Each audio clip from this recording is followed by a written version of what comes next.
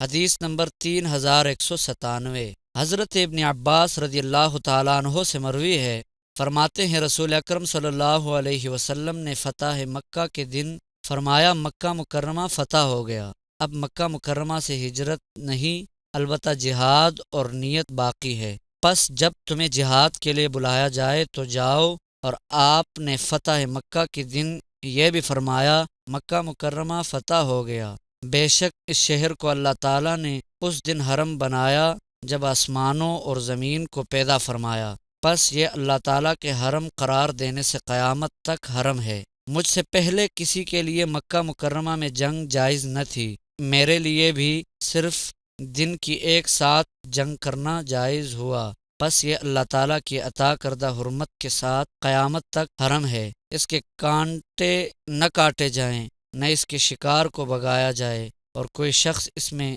گری پڑی چیز نہ اٹھائے سوائے اس شخص کے جو اس کا اعلان کرے اور مالک تک پہنچائے، اس کی گھاس بھی نہ کاٹی جائے۔ حضرت عباس رضی اللہ تعالیٰ عنہ نے عرض کیا، یا رسول اللہ صلی اللہ علیہ وسلم، ازخر گھاس کو مستثنیٰ کر دیں، یہ لوہاروں اور گھروں کے کام آتی ہے۔ آپ نے فرمایا، ہاں، ازخر گھاس مستثنیٰ ہے۔